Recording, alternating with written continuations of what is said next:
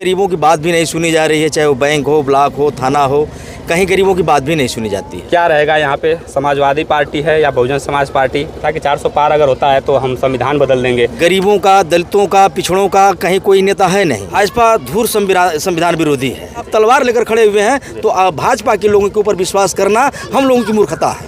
अम्बेडकर कह रहे हैं और इन्हीं के लोग जो है कि पीछे से जो है कि पीठ पीछे से होकर के मूर्तियों को तोड़ रहे हैं। ये शासन सत्ता में बैठे लोग अपने सुख सुविधा के हिसाब से यहाँ राजनीति कर रहे हैं और हम लोगों को केवल वोट का मुहरा बनाए हुए। आप हैं यहाँ के ग्राम प्रधान। सर, सबसे पहले आपका स्वागत है, आप अपना परिचय दे दीजिए।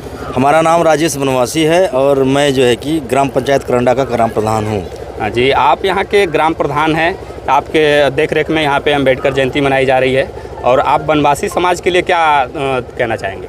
देखिए, ये बनवासी हों, चाहे दलित समाज के लोग हों या अन्य पिछड़ा तबका हो, ये जो संविधान के रचयिता हैं ये सबके लिए हैं। और ये बाबा साहब भीमराव अम्बेडकर ने जो संविधान दिया है उसमें सबकी बातें निहित हैं।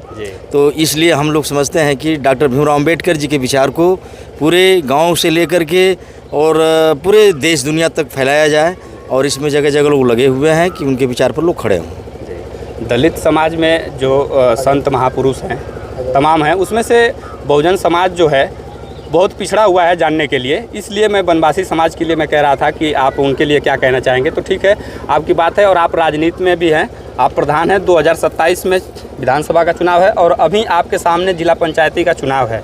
आप करंडा दुती में हैं। क्या रहेगा यहाँ पे, समाजवादी पार्टी है या बहुजन समाज पार्टी? देखिए, यहाँ जो भी पार्टी हैं और सबका अपना अपना विचार है जी। जिस पार्टी का विचार गरीबों के प्रति जो रहेगा तो हम लोग उसको सपोर्ट करेंगे।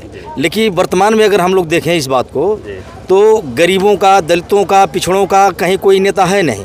केवल दलित, बैकवर्ड, पिछड़ों को लोग है कि भरमा करके रखे हुए हैं और अपनी राजनीतिक रोटी सेक रहे हैं। और इसका ताज़ा उदाहरण देखिए कि गरीबी, भुखमरी, कुपोषण, कर्ज, बीमारी में सभी लोग करा रहे हैं। कहीं कहीं पर तो गरीबों की बात भी नहीं सुनी जा रही है, चाहे वो बैंक हो, ब्लॉक हो, थाना हो, कहीं गरीबों की बात भी नहीं सुनी जाती है।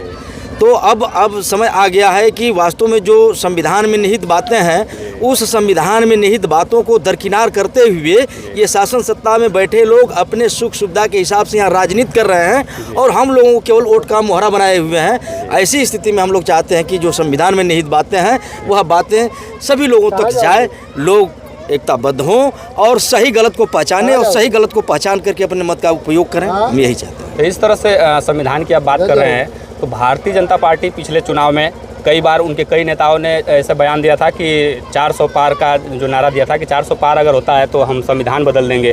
तो क्या लगता है कि ये बहुजनों के हित के लिए काम कर पाएगी?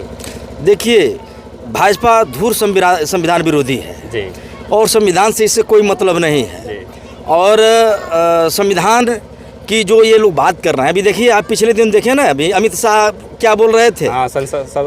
संसद के अंदर क्या रहे थे कि जितना ये लोग जो है कि अम्बेडकर कह रहे हैं, अगर ये भगवान करते तो इनको स्वर्ग मिल जाता। तो अब समझिए, एक तरफ तो आप नाटक नौटंकी कर रहे हैं, आप जगह जगह जो है कि सरकारी मशीनरियों को लगा करके आप अम्बेडकर जयंती मनवा रहे हैं और वहीं दूसरी तरफ जो है कि अम्बेडकर जी के जो अनुयायी हैं, जिनके लिए संविधान की रचना उन्होंने किया, उन्हीं लोगों के ऊपर आप तलवार लेकर खड़े हुए हैं। तो भाजपा के लोगों के ऊपर विश्वास करना हम लोगों की मूर्खता है।